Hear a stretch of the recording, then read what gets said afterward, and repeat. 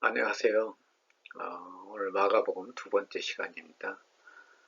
오늘 서울은 눈이 좀 왔어요. 아침 일어나 보니까 좀 저희 집 바라보이는 아파트 앞으로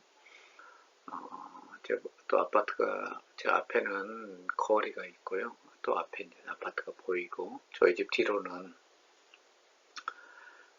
애들 어린이 놀이터가 있거든요. 근데 거기에 이제 하얗게 약간 눈이 쌓였습니다. 많이 오지는 않은 것 같습니다. 한 일주 전인가요? 그때도 눈이 왔었는데, 그때는 낮에 왔었어요. 근데 오늘은 밤사이에 온 것 같습니다. 새벽녘에 온 것 같아요. 눈으로 하얗게 덮여 있는 모습이 보기 아름답죠? 인간 세상에 많은, 뭐라고 할까, 우리의 인간의 오물들을 덮어주는 듯한 그런 느낌을 받습니다. 오늘 우리가 이제 마가복음에 있어서 두 가지를 얘기할 텐데요. 첫 번째는 이제 고로관에 관한 이야기입니다. 이제 이 이야기가 제가 앞에서 다루었지만은 바리새인들이 예수님의 제자를 문제 가지고 예수님 앞에 시비를 한 겁니다. 왜 당신 제자들은 음식을 먹을 때 손을 씻지 않고 먹느냐 하는 것이죠. 근데 이제 바리새인들이 예수님을 그렇게 도전했던 목적은 앞에서 얘기했지만 제자들을 대해서 제자들의 잘못된 것들 지적함을 통해서 예수님에 대한 도전이죠. 네, 두 번째로 얘기했던 것은 이제 음식 문제, 음식을 먹을 때 손을 씻지 않는 것 때문에 예수님 앞에 시비를 걸지만 결국에는 그게 본질적인 그런 문제를 다룬 것입니다. 근데 유대했던 우리가 유대 율법을 보게 되면 음식을 먹지 말아야 될 것과 먹어야 될 음식이 나누어져 있어요. 근데 이제 우리가 이제 여러분들 미국에 보게 되면 이방카라고 지금 트럼프 대통령 1월 20일까지인가요? 그때까지 대통령이신데 그랬더니 이방카라고 그 딸이 유대인과 결혼했어요. 쿠시너라고 이제 유대인이죠. 그러다 보니까 이제 유대교로 개종을 했는데 유대인들은 먹는 음식과 먹지 않은 음식이 있습니다. 근데 이제 이방카가 대통령 특사로, 미국 대통령 특사로서 외국을 방문하게 되면 문제는 음식 문제예요. 매년 2년 전인가요? 저희 나라도 왔었죠. 그 평창 그 동계올림픽에 왔었는데 그때도 신문에 나온 것 중에 하나가 그 음식 문제. 유대인들은 먹는 음식과 먹지 않은 음식이 있거든요. 유대인뿐이 아닙니다. 그 다음에 이제 우리가 그 중동 지방에 있는 모슬림들도 먹는 음식과 먹지 않은 음식이 있어요. 근데 모슬림과 유대교가 공통적으로 먹지 않은 음식이 결국에는 돼지고기를 안 먹어요. 그러다 보니까 아마 중동 지방에서는 돼지고기 장사하게 되면 망하겠죠. 뭐 없지요. 그렇지만 어찌 보게 되면 역설적으로 거기에 이제 많은 이방인들은 돼지고기를 먹고 싶어 할 거 아니에요. 그런 문제가 또 발생하지 않을까 하는 생각을 봅니다. 근데 문제는 뭐냐면 유대인들이 예수님을 그렇게 공격했을 때 예수님이 거기에 대해서 응답을 하시죠. 너희들은 그 어떤 율법에 하나님께서 율법을 주셨죠. 모세를 통해서. 근데 그게 본질은 바라보지 못하고 그걸 갖다가 악용한다는 것이에요. 그래서 이 바리새인의 위선을 예수님께서 지적하고 계십니다. 그러면서 이제 그 다음에 예수님의 제자들을 모아놓고 하는 그 이제 본질적인 그런 문제를 얘기하시는 거죠. 그래서 음식물이라는 것 자체가 사람 입으로 들어가잖아요. 그것이 결코 인간을 악하게 만들지 못한다. 오히려 인간의 어떤 속에서 나오는 것들, 생각들을 얘기하시는 거죠. 그런 것들이 더더욱 악하다. 그래서 음란한 생각들, 그리고 악한 말들, 이런 모든 것들이 결국에는 악의 본질이다. 그것이 오히려 세상을 더럽히고 하나님 뜻에 거세주는 것이지 음식이라는 것들, 이런 것들은 결코 악의 본질이 아니다. 라고 예수님께서는 말씀하고 계십니다. 우리 성경 본문을 읽어보도록 하겠습니다. 9절부터 13절까지인데요. 또 이르시되 너희가 너희 전통을 지키려고 하나님의 계명을 잘 저버리는 도다. 모세는 내 부모를 공경하라 하고 또 아버지와 어머니를 모욕하는 자는 죽임을 당하리라 하였거늘 너희는 이르되 사람이 아버지에게나 어머니에게 말하기를 내가 드려 유익하게 할 것이 고르반 곧 하나님께 드림이 되었다고 하기만 하면 그만이라 하고 자기 아버지와 어머니에게 다시 아무것도 하여 드리기를 허락하지 아니하여 너희가 전한 전통으로 하나님 말씀을 폐하며 또 이 같은 일을 많이 행하느니라 하시고 본문에서 이제 예수님께서 유대인들의 그런 음식 문제를 가지고 그게 전통 문제, 전통이란 건 뭐냐면 저 앞에 설명했지만 유대인들의 구전율법을 얘기합니다. 근데 구전율법이 엄청 많아요. 613가지를 잘 지키기 위해서 만든 이 구전율법이 여러 가지 것들을 규정해 놓고 있습니다. 다음에 얘기하겠지만은 유대인들은 그 율법을 지키기 위해서 어떤 그 물 씻을 때 양까지도 정해놓고 한 사람이 사용할 수 있는 그런 양도 정해놓고 어떤 방법으로 씻을 것인가 이런 것들을 다 규정해 놨어요. 또 우리도 그런 면이 있어요. 우리들도 어찌 보게 되면 교회 안에서 우리 어떤 종교적인 것들 율법화 시키기 시작하게 되면요 끝이 없습니다. 사실 종교가 타락할 때요 첫 번째 그때 율법화 시키는 것입니다. 제도화 시키고 율법화 시키게 되면은 거기 안에서 하나님의 역동적으로 역사하는 것이 활동할 수가 없지요. 그래서 그 제도화라는 게 꼭 필요는 하지만 최소한에 그쳐야 된다는 것이 제 생각입니다. 여기서 이제 유대인들이 어떤 하나님의 율법을 지킨다는 그런 미명하에 결국에는 하나님의 어떤 본질을 예면하게 본질을 덮어버렸어요. 그러다 보니까 하나님의 말씀하신 하나님께서 우리한테 주셨던 그 명령이 지켜지지 않고 어찌 보게 되면 그걸 악용하는 그런 사례가 일어났던 것입니다. 그것을 가지고 예수님께서 이제 고르반 얘기를 통해서 말씀하시고 계십니다. 자, 하나하나 그 내용들을 중요한 것들을 살펴보도록 하겠습니다. 9절에서 사람의 전통을 지키다라는 것은 이제 크라테이테, 텐, 파라도신, 톤, 안스로폰 사람의 전통입니다. 전통을 크라테이테 너희가 지킨다라고 하는데 그래서 유대인의 말과 행동의 불일치는 사람의 계명, 장로들의 유전을 얘기하죠. 사람의 계명이나 장로들의 유전을 따라 하나님의 명령을 무시했기 때문이다 하는 것이에요. 그래서 앞에서 제가 얘기했던 것처럼 우리가 어떤 그 인간이 만들어 놓은 거죠. 그래서 모세율법, 모세는 하나님이 주셨잖아요. 모세에게 우리가 이제 그 마스라 사본 같은 경우는 직접 주셨다고 얘기를 했고, 그 다음에 우리가 이제 70인역에서는 헬라어 성경이죠. 헬라어 성경에서는 그것을 이제 하나님께서 천사를 통해서 주셨다라고 얘기를 하고 있습니다. 그래서 아무튼 모세를 통해서 주셨던 그 율법을 지키기 위한 또 율법을 만든 것이 이것이 율법의 본질을 가려버렸다는 것입니다. 그래서 결국에는 율법을 어기게 되는 그런 역설이 일어났던 것이죠. 그래서 적대자들은 그들이 잘못 가르쳤기 때문에 예시가는 자가 된 것이 아니라 그들의 잘못된 가르침이 하나님의 계명을 무시하도록 유도하여 예식하는 자가 된 것입니다. 그래서 그러니까 예식한다는 건 뭐냐면은 위선적인 행동을 얘기하는 것이에요. 여담이지만 제가 이제 교회를 대학 다닐 때 처음 나갔는데요. 목사님께서 이제 외식하지 말라 하는 그런 말씀 가지고 복음서 가지고 그때 말씀을 전하시더라고요. 근데 저는 교회 나간 지 일주일도 안 됐었는데 그 설교를 들으면서 야, 교회 다니게 되면 밖에 나가서 밥도 못 먹는 거구나. 우리가 외식하게 되면 밖에 나가서 밥 먹는 걸로 생각하죠.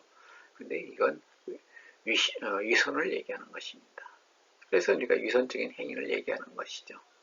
근데 특별히 우리가 보게 되면 종교 지도자들이 이런 위선적인 행동을 하기가 너무나 아주 쉽습니다. 그래서 목사님들이 강대상에서는 아주 멋진 설교를 해놓고 나서 가정에서나 또 개인적으로 만나게 되면 사람들한테 그런 행동을 하지 못하는 것입니다. 제가 미국 유학 갔을 때 그때 이제 봄방학을 맞이했어요. 겨울에 갔었으니까 봄방학. 그래서 미국은 1월부터 1월 중순부터 수업을 시작합니다. 그래서 1월 중순에 이제 수업을 시작해서 보통 한 4주 하나요? 4주, 뭐 8주 하고 나면은 봄방을 맞이해요. 그래서 이제 그때가 아마도 3월 정도 될 거예요, 날씨가. 그때 이제 봄방학 때 이제 워크숍에서 그걸 하나 또 들으려고 들어갔어요. 근데 거기에 미국의 이제 고등학교에서 이제 우리가 교목이라고 그러죠. 그런 분이 제 옆에 앉아 있었어요. 그래서 이제 잘 제대하는 영어로 서로 대화를 했는데 미국 교회의 제일 큰 문제가 뭐냐 그랬더니 그분이 하는 이야기가 부모들의 잘못 때문에 청소년들 사이에 청소년 담당이잖아요. 고등학생, 하이스쿨 교목이니까 애들이 어떤 복음에 대해서 회의적이다. 왜 그러냐 그랬더니 애들이랑 같이 부모가 앉아서 목사님 말씀을 듣는다는 것이에요. 사랑하라 얘기를 했는데 교회에 나가서 집에 도착하자마자 사랑보다는 사람들의 애들을 어찌 보게 되면 뭐 심한 말로 해서 그 마음에 헐터를 주고 그리고 인간관계에 있어도 이렇게 사랑의 행동을 하지 뭐 성경에서 얘기하는 그런 사랑의 행동보다는 정반대로 행동하는 것을 너무 많이 본다는 것이에요. 그러다 보니까 그런 것을 몇 번 경험하고 몇 년 동안 그렇게 쌓이게 되면 애들이 하나님 말씀은 교회에서 듣고 마는 것이구나 하는 그런 생각을 갖게 된다는 것입니다. 그래서 어떤 성경의 말씀을 아무리 잘 설명하려 해도 애들이 듣지 않는다는 것이에요. 청소년들이.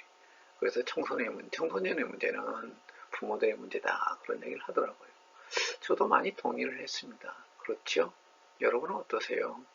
여러분은 성경 말씀대로 행하시면서 여러분의 자녀들 말씀을 잘 양육하고 계세요?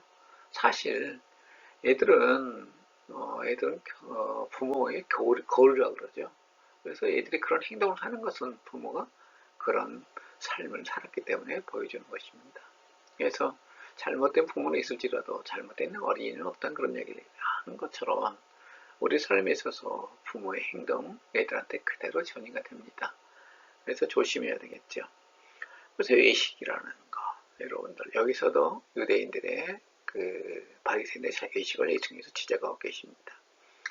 8절에서는 바리새인의 전통 때문에 하나님의 계명을 버렸지만 9절에서는 자신들의 전통을 지키려 하나님의 명령을 버렸다고 마가는 보다 구체적으로 설명하고 있습니다. 그래서 우리 이런 것들을 유대인들의 위선적인 행동을 예수님께서 지적하고 계시는 것입니다. 12절에 이제 고르반이라고 우리말로 얘기를 하고 있는데요. 이게 이제 헬러를 갖다가 이제 그렇게 발음한 것입니다. 그래서 헬라어의 정확한 발음은 코르반이죠. 코르반은 히브리어 카르반의 번역어이라는 거죠. 이 문구가 의미가 모세 오경을 이야기합니다. 오경의 재물의 칭호에서 소원이나 서약으로 바뀌고, 근데 이게 맨 처음에는 재물의 칭호로 쓰이다가 다음에 서원이나 서약으로 바뀌고 후대에는 그 후에는 이제 기도로 바뀌었다는 것입니다. 그래서 언어라는 것은 시간이 흐르면은 의미가 바뀌고 발음도 바뀌어요. 우리말도 마찬가지입니다. 근데 헬라 히브리어도 마찬가지인 것이죠. 원래 이제 코르반은 히브리어 번역이죠. 그걸 갖다가 히브리어 번역어인데 이걸 갖다 이런 의미로 바뀌었다는 것입니다. 그래서 구약에는 재물의 의미로 사용되었고 1세기 유대인들은 소원이나 서약으로 어떤 걸 소원하는 것이나 서약으로 사용했음을 마가복음은 얘기하고 있습니다.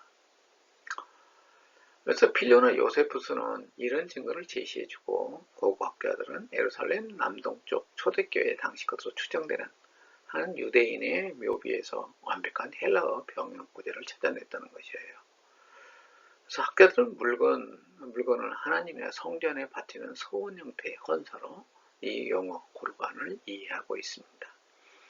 여기서 이제 필로와 요세푸스가 나오는데 요세푸스는 제가 몇 번 언급했을 거예요. 요세푸스는 우리가 이제 그 마가복음 시작하면서 얘기했던 어떤 로마와 유대 전쟁의 그 역사를 기록했던 유대인 역사가입니다. 이 사람이 전쟁 포로였죠. 로마의 전쟁 포로로 가서 결국에는 티로라 맨 처음에 티로를 만나죠. 티로 장군이었던 티로. 다음에 이제 황제가 되는데요. 그다음에 베스파시안. 그래서 베스파시안 티로의 아버지인데 그 장군이 로마의 황제가 될 것을 예언하죠. 그래서 결국에는 황제가 됩니다. 그래서 그가 이제 제수에서 이제 그가 해방이 되고 결국에는 아주 황제 신임을 받고 베스파시안도 굉장히 훌륭한 황제였습니다. 그래서 이제 베스파시안의 신임을 받고 그 티로 황제의 명령을 받아가지고 바로 이제 이 전쟁에 관한 기록을 남기게 되죠. 그래서 그 책이 아주 우리가 이제 성경 배경을 연구하고 성경 당시 유대교에 대한 아주 중요한 자료로 남아 있습니다. 그래서 우리가 유대 종파를 이제 예수님 당시 유대 종파를 4개 종파라 그래요. 성경에는 사두개인과 바리새인이 나오죠. 그 2개 종파에 열심당과 그 다음에 에센파라는 게 있습니다. 그건 요세푸스의 기록에 따른 것입니다. 근데 에센파는 다음에 우리가 이제 에센파의 존재에 대해서 모르다가 요세푸스의 기록만 남아있으면 몰랐죠. 그러다가 이제 우리가 1946년인가요? 그때 40년대, 50년대 그 여간에 바로 이제 사해 동굴에서 우리가 사해사본을 발견하게 되죠. 그걸 우리가 쿰란이라 그래요. 그래서 우리가 쿰란 공동체 얘기하는데 거기에 나온 문헌을 보니까 거기서 이제 훈련사 같은 게 있거든요. 자신들이 어떻게 그 어떤 사해 동굴에서 살아가면서 어떻게 삶을 살아야 될 것인가 하는 그런 기록들을 남겼습니다. 근데 거기에 보니까 바로 이 요세푸스가 얘기한 바로 이제 거기서 에센파의 어떤 이야기들과 너무 닮아 있는 것이에요. 그래서 우리가 에센파는 쿰란 공동체의 사람이었을 것이라 라고 추정하게 됩니다. 필로는요, 이 사람은 유대학자예요. 근데 알렉산드리아 중심으로 했던 유대학자입니다. 이 사람은 헬라어로 살았죠. 그 당시에 1세기 당시에 유대인은 헬라어를 썼으니까요. 그 유대인들도 헬라어를 썼습니다. 알렉산드리아 이방에 지는 사는 사람들은. 그래서 헬라어를 통해서 이제 구약 성경을 많이 해석했던 사람입니다. 그래서 이제 구약의 해석도 많이 했었고, 그걸 통해서 우리가 이제 구약 성서가 특별히 이방 지역에서 어떻게 해석됐는가를 알 수 있죠. 그래서 필로가 남긴 작품이 엄청 많아요. 그래서 여러분들이 이제 미국 사람들 그 파일로라 그러더라고요. 그래서 영어로 된 책을 저도 하나 가지고 있는데요. 거의 한 1000페이지 가까이 되죠. 아주 깨알 같은 것이 1000페이지 됩니다. 그래서 어마어마한 많은 양을 남겼던 유대인 중에서 아주 위대한 학자 중에 하나입니다. 근데 하나님의 계명으로 인해 자신의 부모에게 마땅히 드려야 할 지원을 실제로 성전에 이미 바쳤기 때문에 그 부모에게 사용할 수 없다는 주장과 더불어 성전을 두고 맹세했기 때문에 그 예물 지원을 여전히 아들의 소유임에도 불구하고 부모가 더 이상 사용할 수 없고 하나님을 위해 남겨둔 것이라고 주장도 있다. 이 구절에 대한 해석입니다. 그래서 우리가 2가지 해석이 있는데요. 2가지 다 결국에는 내가 하나님 앞에 드렸기 때문에 부모에게 마땅히 이것을 줄 것이 없다라고 어찌 보면은 부모 공양이라는 우리가 이제 십계명에 부모를 어떤 존경하라 공양하라 나와 있거든요. 근데 그걸 행하지 않는 것입니다. 그래서 이건 이제 성전에 대한 예물을 드리는 것은 어찌 보게 되면 인간의 법으로 만드는 것이거든요. 우리가 이제 구전율법이 나온 것이죠. 근데 여기에서 아주 잘못된 어떤 사람들은 성전에다가 자기 이제 주변에다가 뭐 주변의 형제 자매들이나 이런 것들을 돕게 돼 있거든요. 유대는. 그리고 부모들을 섬기는 것은 의무로 되어 있어요. 그런데 이런 것들을 하기 싫으니까 안 하려고. 자신들이 가지고 있는 물질을 자신들을 위해서만, 자기 가족이나 자기를 위해서만 쓰기 위해서 그걸 갖다 성전에다가 애채놓는 그런 역할도 했다고 그래요. 그래서 이것을 갖다가 이 고르반이라는 용어는 사용했다는 그런 주장도 있습니다. 그래서 그래놓고 그건 자기 것이에요. 그렇지만 언제든 자기 값으로 쓸 수 있는 것이에요. 그러면서 거기다가 이제 그것을 성전에 바쳤기 때문에 더 이상 부모를 또 내 어떤 형제들을 그리고 이것을 공경할 수 없다. 그런 물질이 없다. 하나님 것이다. 라고 주장했다는 그런 이해도 있습니다.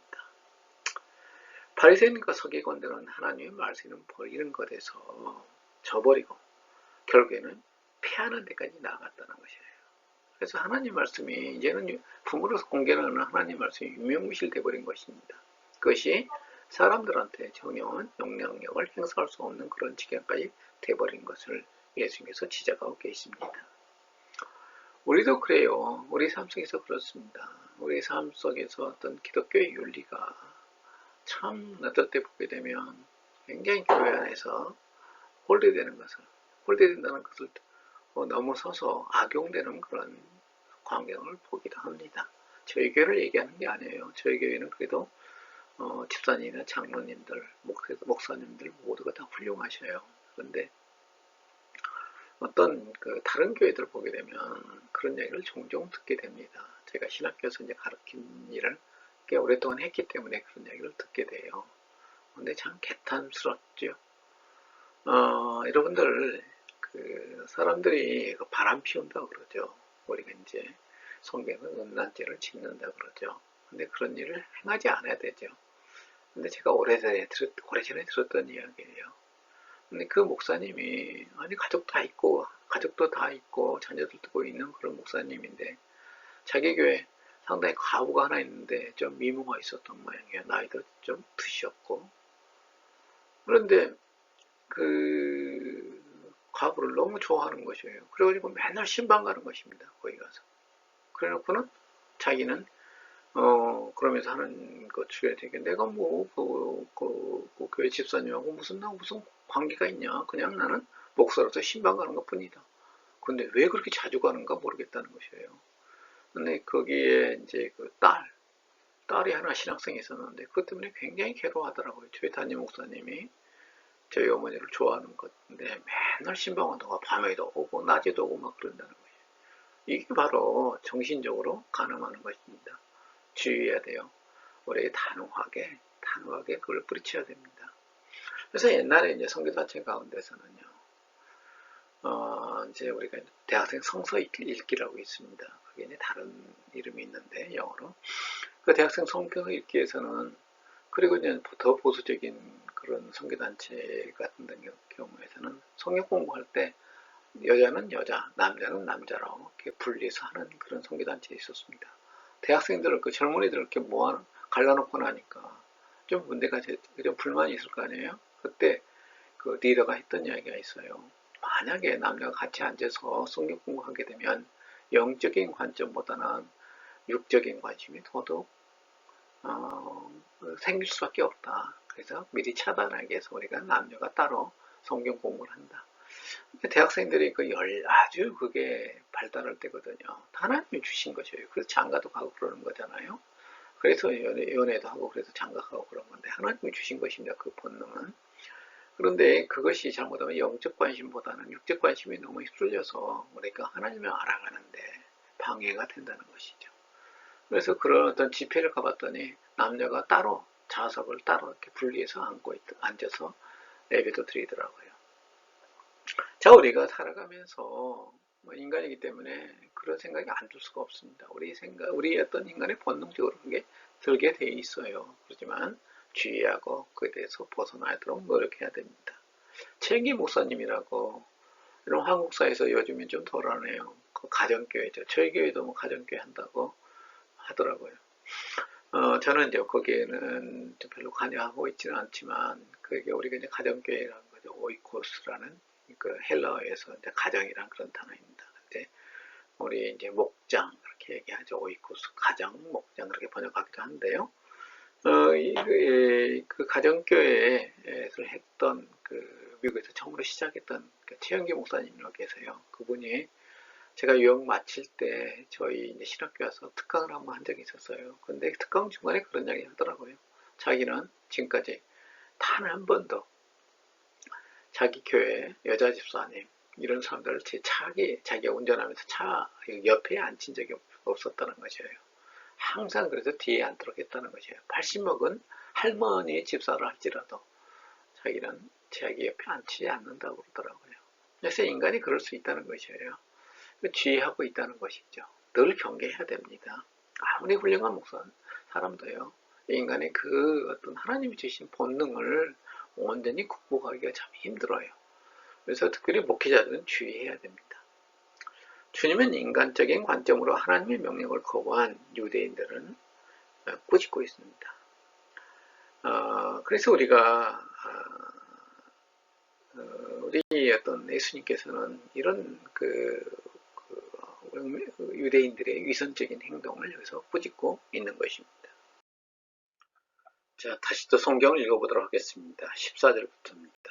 무리를 다시 불러 이르시되 너희는 다 내 말을 듣고 깨달으라. 무엇이든지 밖에서 사람이로 들어가는 것은 능히 사람을 더럽게 하지 못하되 사람 안에서 나오는 것이 사람을 더럽게 하는 것이니라 하시고 무리를 떠나 집으로 들어가시니 제자들이 그 비유를 묻자온데 예수께서 이르시되 너희도 이렇게 깨달음이 없느냐. 무엇이든지 밖에서 들어가는 것이 능히 사람을 더럽게 하지 못함을 알지 못하느냐. 예수님께서 이제 다른 차원으로 이것을 이끌어 가십니다. 그래서 이제 방향이 약간 변하죠. 앞에서는 유대인들이 위선을 지적했다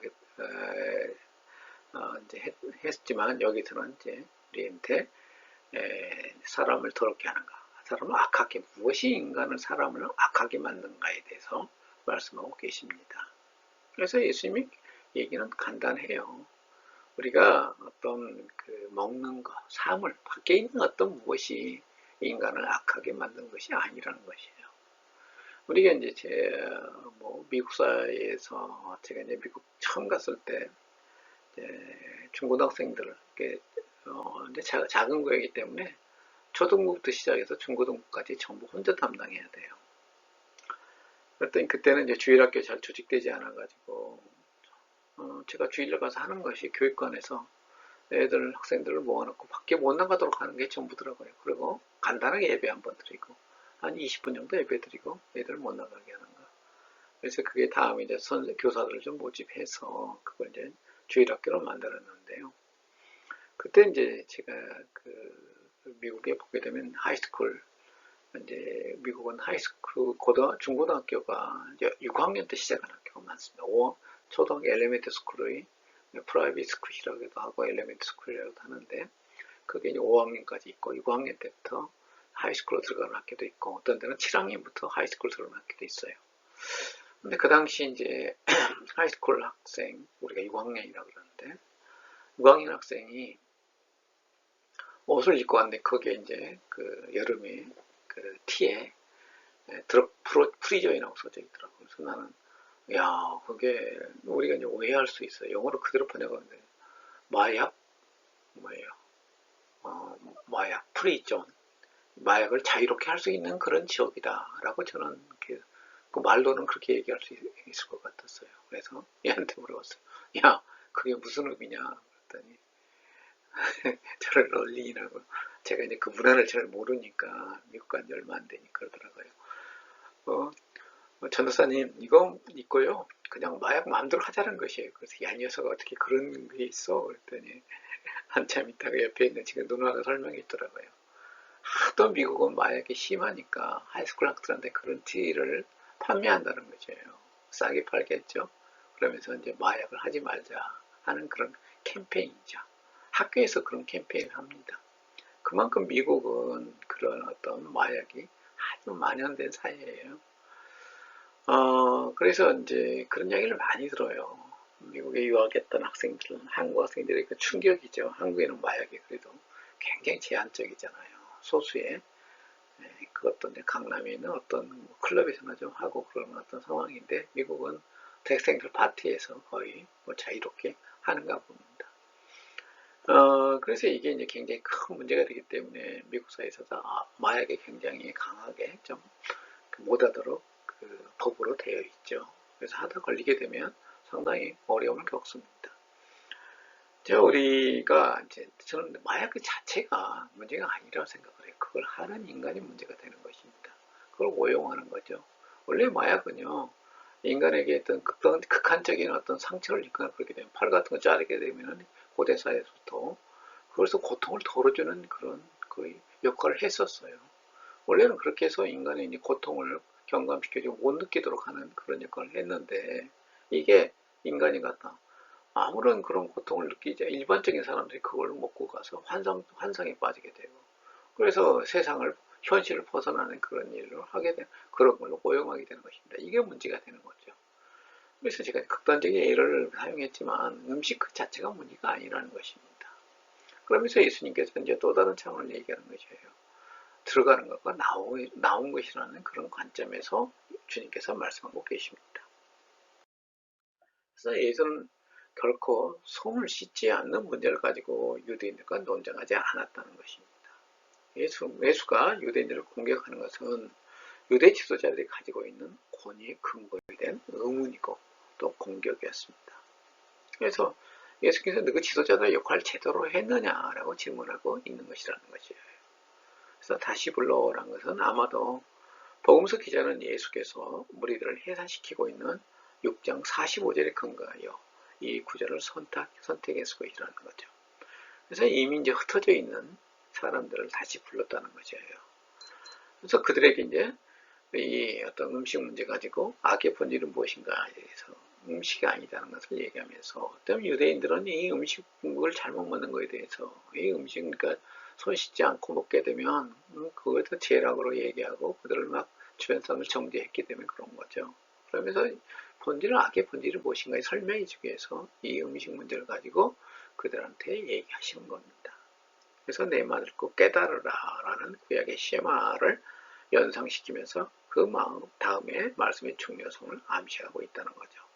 이 쉐마라는 것은 신명기 6장 4절에 나오는 것이에요. 근데 그 이제 쉐마에 나온 구절에 대해서는 유대인들은 그걸 어떻게 되면 그 옷에다가 그걸 집어넣는 작은 우리가 지갑 같은 걸 만들어 가지고 이 구절을 갖다가 들어라 이스라엘아 하고 시작되는 그 구절입니다. 신명기에 나와 있죠.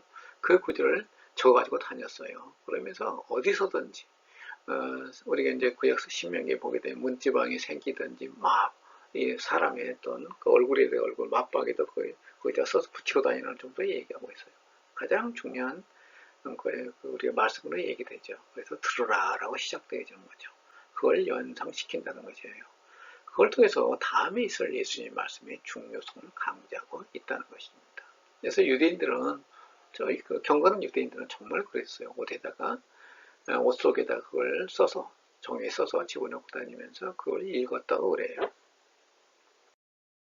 15절 무엇이든지 밖에서 여기서는 부정된 것은 음식이 더러운 손과 접촉에 부정해지며 더러운 음식을 먹음으로 부정한 사람이 된다는 유대적 의식에 대한 거부입니다.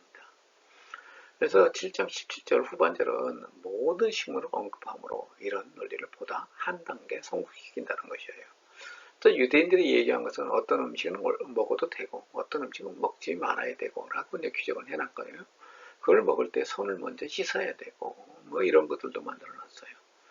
물론 우리가 손 씻고 먹는 거 좋죠. 그래서 오늘날 같은 어떤 그 전염병을 예방하는데 아주 올바른 태도 중에 하나입니다. 손 씻고 밥 먹는 거. 저희들도 어렸을 때 학교에서도 그렇고 부모님한테 늘 교육받던 것 중에 하나가 들었던 얘기가 손 씻고 밥 먹는 거잖아요. 그러게 되면 우리가 감기도 안 걸리고 여러 가지 전염병에 대해서 예방이 되는 것 좋은 것이죠. 그런데 그걸 가지고 음식 자체에 대해서 유대인들은 그걸 넘어서 가지고 그것보다는 음식 자체에 어떤 이런 것을 먹고 저것을 먹지 말라라고 정해놓은 것에 대해서 예수님께서 그게 아니라라고 말씀하고 계시는 거죠. 그래서 마가복음이라는 거죠. 여기서는 마가를 때 마가복음은 마태복음보다 음식 문제에 집중하고 있습니다. 그래서 마태는 마지막에 다시 손 씻는 문제를 언급함을 통하여 마가에 비하여 음식 문제에 대한 관심을 희석시키고 있다는 거죠. 그래서 우리가 이제 복음서 연구하는 방 가운데서 이제 편집사 비평이라는 게 있습니다. 그건 뭐냐면 우리가 이제 공간복음서 마태, 마가, 누가가 스토리는 거의 유사해요. 그렇지만 그 내용에 있어서는 또 이제 마태복음이 있고 다른 복음서에 없는 것들도 있고 마가복음이 있고 다른 복음서에 없는 것들이 있습니다. 그래서 같은 이야기를 또 약간 다르게 해석하는 그런 경향이 있어요. 이런 것들을 가지고 성서를 연구하는 방법은 우리가 이제 편집사 비평이라고 그럽니다. 편집 비평, 편집사 비평 그러는데요. 이런 것에서 우리가 이제 마태와 마가의 차이점, 이것은 편집사 비평을 했던 방법 중에 하나입니다. 그래서 마태는 마가에 비해서는 음식 문제에 더 집중했다는 거죠. 근데 마가는 예수님의 이야기가 발전되어졌다는 것을 보여주고 있습니다. 그래서 결국에는 예수님께서는 이 음식 문제부터 시작해서 결국에는 율법의 전반에 대한 유대인들의 해석의 문제로 발전시켰다는 것이에요. 16절은 이 부분에서 호세아서 6장 6절을 우리가 생각나게 합니다. 그래서 호세 6장 6절을 보게 되면 나는 인애를 원하고 제사를 원하지 아니하고 라는 구절에 암시되어 있다는 거죠. 그래서 이제 우리가 신약 성경에 보게 되면 많은 구약 성경을 인용하고 있어요. 근데 그게 우리가 눈에 띄는 것은 사실 직접 인용이 눈에 띕니다. 이 구절도 결국에는 우리가 암시라는 방법인데요. 암시란 것은 뭐냐면은 어떤 그 느낌입니다. 그 상황에 대해서 헬라어에서 이제 같은 구약 성경에서 썼던 그 단어를 한두 개만 사용해요. 그런 걸 통해서 우리가 그 구약 성경을 연상하도록 한다는 것입니다. 왜? 이 이야기를 듣고 있는 사람들이 유대인이잖아요. 예수님 말씀을 듣고 있는 사람들이 유대인입니다. 그래서 유대인들이 이 이야기를 듣고서 호세아에서 얘기하는 호세아 선지자가 얘기했던 하나님께서는 인애를 원하고 제사를 원치 아니한다는 것이 떠오르게 한다는 것이죠. 그래서 우리가 그런 것을 암시적 그런 방법이라 그럽니다. 그래서 우리가 성경에는 수없이 많은 그런 암시가 있어요. 그래서 저는 이제 신구약 성경, 특별히 신구약 그런 관계성을 얘기할 때 신약 성경은요, 그 내면에 그 바닥에는 항상 유대인의 문헌이 배경을 깔고 있다는 것이에요. 가장 많이는 구약 성경이죠. 모세 오경, 그 다음에 오경뿐 아니라 우리가 이제 선지서 같은 게 바닥으로 우리가 그 어떤 이면에 항상 자리 잡고 있다고 봐요. 그리고 나서 이제 우리가 얘기된 조금 직접 인용이나 간접 인용으로 나타난 것 중에 하나가 중간 시대에 사용했던 유대인 문헌입니다. 그 문헌들이 이제 또 여기서 암시되어 있는 경우가 종종 있습니다. 그래서 이런 모든 구약 성경의 구절들은 이스라엘의 실패의 원인이 제사 시스템의 실패가 아니라 그들이 의미 없는, 즉 마음이 없는 제사에 있다고 주장하고 있습니다. 17절, 4장 13절이나 4장 33절에서 44절과 마찬가지로 제자들은 군중들과 달리 비유에 대하여 특별한 가르침을 받고 있습니다. 그래서 제자들 예수님께서 이제 불러 모으는 그런 장면이죠. 그래서 이제 제자들이 집으로 들어가죠. 들어가서 예수님의 이야기를 듣게 됩니다. 그래서 제자들은 어찌 보게 되면 예수님이 지금 초창기 예수님께서 사역을 하지만 제자들이 어떤 오랫동안 훈련받지 않았기 때문에 예수님과 어떤 동거로 예수님한테 교육을 받는 기간이 그렇게 길지 않기 때문인지는 모르지만 어찌 보게 되면 일반 예수님이 제자 아닌 사람들과 별반 차이 없는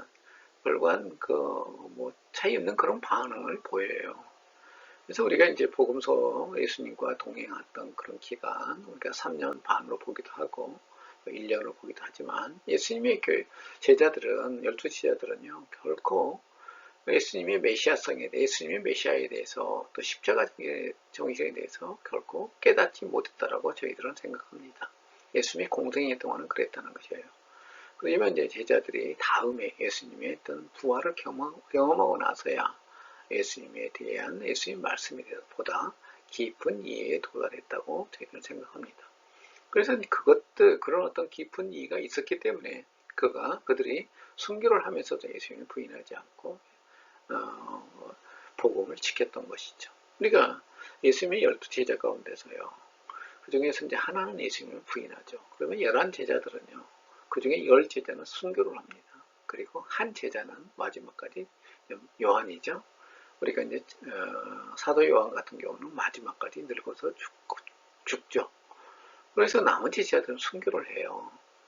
제가 이제 대학 다닐 때 읽었던 어떤 경건서적 가운데서 그런 구절이 나오더라고요. 우리가 이제 기독교에 대해서 수없이 많은 그 반론도 있고, 기독교 하나님이 존재하느냐, 예수님이 정말 그런 위대한 자냐라는 그런 의문도 있고, 많은 주장이 반박하는 그런 주장이 있는데, 우리가 예수님을 가장 가까이에서 예수님한테 예수님 말씀을 들었고, 그걸 따랐고, 또 경험했던 사람들이 예수님의 여러 가지 상황을 경험했던 사람들이 그를 따랐던 사람들이 10명이 되는 사람들이 목숨을 걸고 예수님을 메시아로 고백하고 또 그 기록을 남겼다는 것은 우리가 성서의 기록에 대해서 또 예수님의 사건에 대해서 그의 진실성을 증거하는 어떤 무엇보다도 강력한 증거다. 저는 그렇게 생각합니다. 저도 그때 참 그랬다 생각을 해요. 우리가 예수님의 말씀이, 성경 말씀이, 신약 성서 말씀이 진리다라고 증거하는 여러 이론들이 있어요. 그 중에 제가 이제 예수 믿고 얼마 안 있다가 제가 읽었던 책 중에 그런 이야기 있어요. 구약에 630가지인가 그런 660가지인가 그 많은 구약의 예언들이 신약 성서에서 전부 성취되었다. 물론 그것도 있겠죠. 그렇지만 정말 눈에 보이는 것, 정말 눈에 확실하게 보이는 것은 예수님의 제자들이 전부 다 어때요? 자기의 목숨을 내어놓고 바로 예수 그리스도가 주라고 고백하고 또 자신들이 믿었던 그 복음, 예수님이 가르친 들을 지키기 위해 목숨을 내어놓았다는 것입니다. 그것보다 더 우리가 역설적인 더 강력한 증거가 있느냐 하는 것입니다. 본문에서 의문동사를 사용한 학자들이 전형적인 마가의 표현을 본다. 그죠? 의문문이죠. 그래서 마가복음 4장 10절부터 14절에서 예수는 제자들에게 비유를 설명하면서 그들의 깨닫지 못함을 질책하고 있죠. 마가는 예수의 가르침이 급진적인 하나님 나라의 도래와 깊은 관련이 있게 표현하고 있다는 것이에요. 우리가 그래서 하나님 나라에 대해서도 우리 아셔야 될 것 중에 하나가 뭐냐면 하나님 나라 그러면 하늘만 생각해요. 하나님 나라이기 때문에 우리는 고개를 들고 저 너머에 있는 뭘로 생각하는 그런 경향이 있습니다. 우리가 천상의 존재 이렇게 얘기하죠. 그렇지만 기독교는요, 예수님께서 이 땅에 오심을 통해서요, 하나님 나라가 이 땅에 도래하는 것입니다. 이 땅에 오신 거예요. 그러면서 우리가 이 땅에 하나님 나라가 확장되어 가는 것이 우리 교회 크리스천의 삶이에요. 우리가 복음전도 우리가 이제 교회를 형성하는 것이에요. 믿음의 공동체가 정말로 신실한 공동체라면 그게 바로 하나님 나라가 되는 것입니다. 건물 안이나 우리는 건물 안, 이런 생각하죠. 우리 어떤 세상적인 그런 나라를 생각하기 때문에 그래요. 하나님 나라, 성경에 얘기하는 하나님 나라는 백성입니다. 하나님의 백성이 존재하는 그 공동체 안, 공동체의 어떤 삶, 이것이 바로 하나님 나라라는 것이죠. 그래서 우리가 하나님 나라라는 것은 우리 세상과 다르다는 의미가 거기에 있습니다. 그래서 우리가 하나님을 믿는 어떤 크리스천의 삶이 바로 하나님 나라를 표현하는 그런 가장 강력한 도구가 되는 것입니다. 그래서 우리가 여기서 얘기할 때 예수님이 하나님 나라가 도래와 기본 관련이 있다는 것은 예수님께서 이 땅에 와서 어때요? 우리가 하나님 나라 그러면 구약 성경에서는 저 땅에 있는 것들로 하나님이 통치하는 그 영역 저 너머에 있는 우리가 인간이 다다를 수 있는 그런 피안 그렇게 생각을 했는데요. 바로 예수님의 오심을 통해서 바로 이 우리가 말로 차안이라고 그러죠. 바로 이 땅에서 하나님 나라가 시작된 것입니다. 그래서 이 하나님 나라의 미래에 대해서 언제 완성되느냐? 예수님의 다시 재림을 통해서 예수님이 다시 오신다고 그랬잖아요. 다시 오심을 통해서 완성되어지는 것입니다. 그리고 나서 이 땅에 예수님의 이제 직접적인 통치가 이루어지는 것이죠. 18절을 보게 되면 너희들 이렇게 깨달음이 없느냐. 그래서 이건 두 가지 해석이 가능합니다. 첫 번째는 비유를 들었던 무리가 비유를 깨닫지 못했다는 것이고 그런 해석이 가능한 거예요. 두 번째는 비유를 깨닫지 못한 제자들은 다른 무리, 제자 아닌 무리와 별반 다르지 않다라는 해석도 가능합니다. 하지만 예수는 이런 질책에도 제자들은 예수의 설명을 다시 듣고 있습니다. 이점이 무리들과 다른 여기 예수님의 제자들과 다른 모습이죠. 그래서 무리들은 예수님께 직접적인 어떤 케어를 받지는 않죠. 그렇지만 이 제자들은 케어라는 것은 예수님의 어떤 가르침을 직접적으로 받고 있지 않다는 것입니다. 그런데 제자들은 예수님께서 그들을 통해서 결국은 이 땅에 어떤 뭐예요? 예수님의 부활 이후에 이 땅에서 예수 그리스도를 증거하고 이 복음이죠. 복음. 그리고 예수님의 가르침을 다른 사람에게 전해야 될 그런 의무가 누구한테 주어지냐? 바로 이 제자들한테 주어지기 때문에 예수님께서 그들에겐 자세히 설명할 필요가 있었던 것입니다. 자, 19절부터 21절까지입니다. 이는 마음으로 들어가지 아니하고 배로 들어가 뒤로 나감이라. 이러므로 모든 음식물은 깨끗하다 하시니라. 또 이르시되 사람에게서 나오는 것이 사람을 더럽게 하느니라. 속에서 곧 사람의 마음에서 나오는 것은 악한 생각, 곧 음란과 도둑질과 살인과 간음과 탐욕과 악독과 송인과 음탕과 질투와 비방과 교만과 우매함이니 이 모든 악한 것이 다 속에서 나와서 사람을 더럽게 하느니라. 이제 예수님께서 정말 본래적인 것들을 가르치십니다. 그래서 19절부터 23절까지 말씀을 통해서 예수님께서는 정말 예수님께서 하시고자 하시는 말씀, 바로 인간의 무엇이 악한 것인가에 대해서 얘기하는 것이죠. 그래서 우리는 세상에 있는 어떤 물질적인 것들, 우리가 사물, 여기 식물 이런 것들이 악하지 않다는 것이에요. 19절부터 보도록 하겠습니다.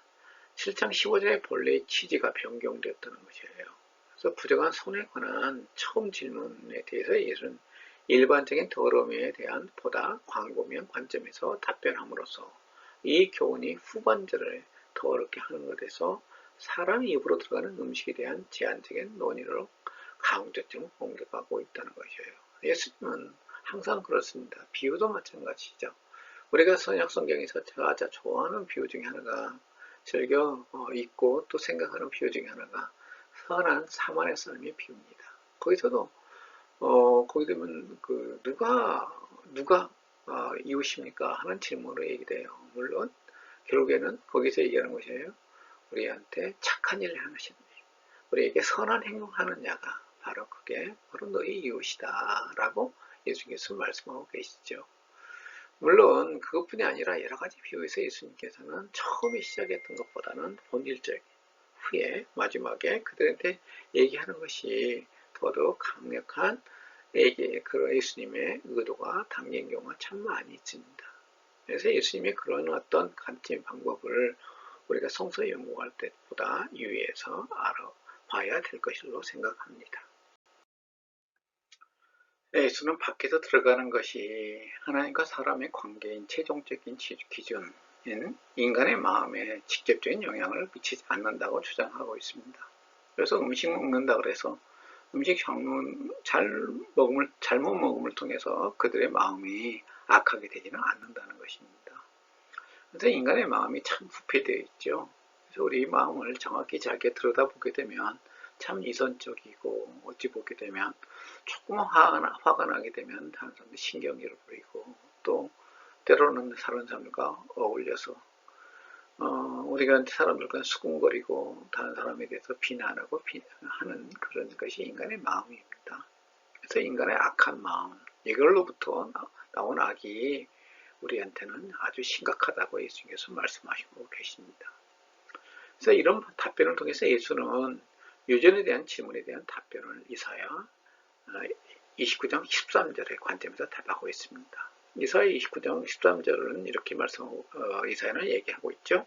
주께서 이르시되 이 백성이 입으로는 나를 가까이하며 입술로는 나를 공격하나 그들의 마음은 내게서 멀리 떠났나니 그들이 나를 경외함은 사람의 계명으로 가르침을 받았을 뿐이니라. 이사야는 이렇게 그 당시에 이사야 당시에 이스라엘 사람들을 이렇게 질책하고 있습니다. 예수님께서는 그걸 염두에 두고 여기에서 유전에 대한 답변을 하고 계시다는 것입니다. 그래서 그러므로 부정한 음식이 사람을 부정하게 만드는 것은 아니므로 제자들의 행동은 비난받을 이유가 없다 하는 것입니다. 우리 삶 속에서 마찬가지입니다. 우리가 수없이 많은 어찌 보게 되면 여러 가지 이유로 해서 다른 사람을 비난하게 돼요. 참 우리 어떤 정치적인 것들 보게 되면 요즘 정치적 상황 보게 되면 여야가 나뉘어서 한국 사회는 늘 그리웠던 것처럼 아주 첨예하게 나뉘어져 있죠. 서로를 비난하기 바쁘죠.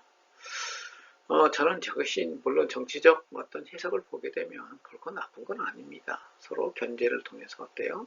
다른 사람들의 독점적인 행위를 방지해가고 인간의 정치적으로 어찌 보게 되면 독재 정권을 방지하는 그런 역할도 해요. 그래서 우리가 이것들을 온전히 막아서는 안 된다 생각합니다. 그런데 참 그분들 몇몇 다는 아니겠죠. 어떤 정치인들을 보게 되면 그들의 마음이 도대체 어떻게 되어 있을까 하는 생각을 해봐요.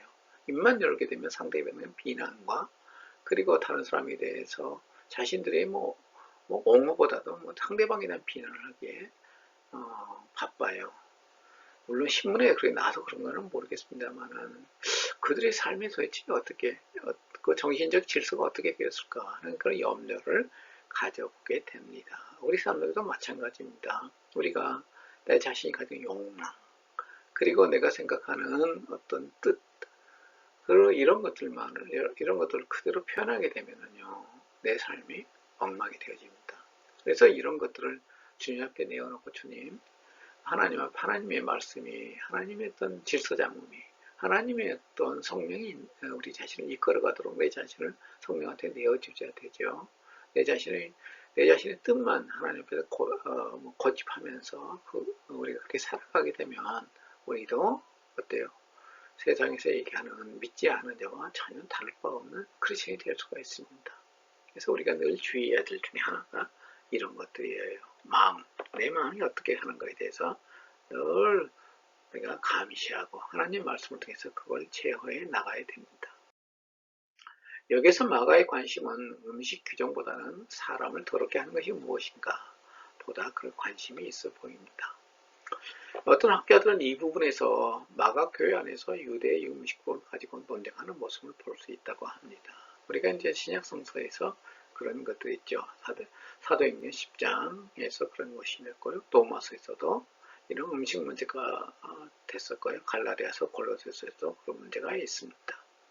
그래서 초대교회 당시에 이게 이 음식 문제가 아주 교회 안에서 첨예한 문제가 됐어요. 왜 그러냐면 유대인들이 음식을 가려 먹기 때문에 초대교회 대부분의 성도들은 다 유대교에서 왔습니다. 이게 이제 이방 지역으로 이게 복음이 복음이 전해지면서 문제가 생기는 것이에요. 교회 안에 때요 유대인들과 이방의 크리스천들이 같이 들어오게 된 것입니다. 그런데 이방인들은 그런 유대 율법에 대해서 알지도 못했을 뿐더러 그걸 지키는 의무도 느끼지 않았어요. 그런데 유대인들은 자기 자신들은 여전히 유대인들이 하는 율법을 지키고 그들 유대의 절기도 전부 지켜갔던 것입니다. 그러면서 거기에 자기들이 먼저 믿었으니까 이제 새로 들어온 이방인들한테 그걸 보고 가는 것이에요. 그러면서 음식 문제가 첨예하게 교회 안에 큰 문제가 된 것입니다. 특별히 로마서 같은 경우도 그런 문제가 됐고요. 이것이 이제 여러분들은 이제 고린도전서를 이렇게 오해하는데 고린도전서는 이제 조금 다른 상황입니다. 근데 로마서에서는 정말 유대인들이 지켰던 그 음식 문제가 큰 문제가 되었던 것이죠. 그래서 이런 주장도 있지만 스트라우스라는 사람은 우리가 이제 헤르메니아 주석이라고 있어요. 꽤 유명한 주석입니다. 아주 진보적인 주석으로 알려져 있죠. 제가 이제 마가복음을 공부하면서 그 책을 제가 한번 그 주석서를 처음부터 끝까지 읽어본 적이 있습니다. 그래서 이제 제가 많이 인용하게 되는데요. 그래서 스트라우스는 마가가 거부한 것은 더 이상 구약의 음식법이 메시아 공동체, 이제 기독교를 얘기하는 거죠. 예수님을 따르는 공동체 우리가 메시아 공동체라고 합니다. 메시아 공동체의 믿음에 적용돼서는 안 된다고 주장하고 있다는 것이죠. 그래서 그런 어떤 구약의 음식법을 가지고 어떤 우리 기독교 복음, 자유로운 복음이 있죠. 자유의 복음을 갖다가 포마에서는 그걸 갖다가 잘못됐다고 얘기해서는 안 된다는 것이 스트라우스의 주장입니다. 22절 안에서 나와서 사람을 더럽게 하는 악한 것들의 목록을 제시하고 있습니다. 첫 번째, 악덕, 악한 생각의 13가지 악덕에 포함되어 있습니다. 뒤에 열거된 12가지 악덕들은 두 항목으로 분류되어 있죠. 첫 번째 6개는 단수로, 두 번째 6개는 복수로 언급되어 있습니다. 첫 번째 나오는 악한 생각은 사람의 마음이나 인격에서 생겨나며 뒤에 언급되는 악한 생각과 행동들의 원인이 되기 때문에 악한 의지들이 보다 적합한 표현이다 하는 것입니다. 그 다음에 이기심이란 것은 윤리적인 차원에 첨가된 흘기는 눈으로 표현될 수 있습니다. 이런 표현은 요대 문학 작품에서도 발견되어집니다. 그래서 이제 우리가 성경에 보게 되면 앞에는 뭐예요? 항상 교리적 우리가 이제 예수님께서 말씀하시던 그리고 이제 바울도 서신도 마찬가지죠. 앞에 부분에서는 이 어떤 윤리적인 행동을 하기 위한 어찌 보든 이론들을 제공해 줍니다. 그리고 나서 우리가 그런 어떤 이론들이 정립되고 나면 마땅히 행할 바를 얘기하고 있는 것이죠. 그래서 우리가 생각들을 올바르게 정립하고 나서 거기에 따른 행동이 나오게 되는 것입니다. 그래서 우리가 이제 잘못된 어떤 이론, 잘못된 교리를 갖게 되게 되면 어떤 결과도 우리가 잘못된 행동을 낳게 되는 것이죠. 그래서 우리 교회 안에서 많은 잘못된 행위들은 어찌 보이든 잘못된 가르침에 기반돼 줄 수 있고, 또 교회에서 가르치지 않더라도 우리는 기독교는 이래야 된다는 선입관이 있어요. 그런 선입관에 따른 것일 수가 있습니다. 제가 들었던 것 중에 하나가 어떤 그 집사님이 그런 얘기 하더라고요. 자기는 2000일 동안 하루도 자기 본교에 가서 철야기도를 빼먹은 적이 없다고요. 근데 그걸 가만히 바라보면서, 그러면서 자기는 굉장히 그 신실한 크리스천임을 그렇게 얘기하더라고요. 참 노력을 많이 했구나. 그렇지만 저분의 삶은 어쩔까 하는 그런 생각이 들었어요. 우리 삶 속에 그렇습니다. 우리가 하나님과 더더욱 가까이 가게 되면요, 사랑이 넘쳐나야 되겠죠. 하나님이 사랑이시니까요. 그리고 옆에 우리 주변 사람에 대해서 긍휼이 넘쳐나야 되겠죠. 하나님께서 우리를 불쌍히 여기시잖아요. 그런 하나님께서 주신 그런 마음이 넘쳐나야 되는데, 잘못하게 되면 윤리적이고 도덕적인 것들만 더더욱 강조하는 그런 삶이 될 수가 있습니다. 그래서 우리가 예전에 저 어렸을 때 교회를 나가지 않았던 많은 사람들이 그런 얘기를 해요. 교회 가게 되면 맨 도덕, 공장을 맹장을 같은 그런 도덕만 얘기한다고. 우리가 그래서는 안 되죠. 교회에 오게 되면 사람이 평안함을 느끼게 되고, 그 안에 성령이 함께하게 되면 평안함을 느끼죠.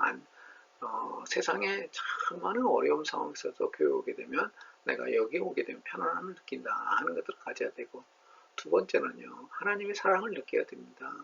그리고 주변 사람들한테 그 사랑을 전할 수 있는 그런 용기를 얻고 가는 것이죠.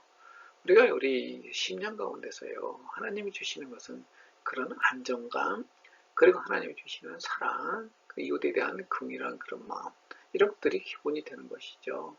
그런데 우리가 자칫 잘못하게 되면요, 도덕과 윤리만 얘기하는 그런 교회가 될 수가 있습니다. 그러다 보게 되면요, 교회가 어때요? 자신들만의 어떤 공동체가 되어버린 것입니다. 이웃과 아무 상관이 없는 그런 공동체가 되어져요. 그래서 저는 좀 걱정하는 것 중에 하나가 한국 교회가 그렇게 오해받지 않을까 하는 그런 생각도 있습니다. 그래서 우리들도 그런 것보다는 사랑의 공동체, 그런 공동체가 되도록 해서 노력을 해야 될 줄로 생각합니다.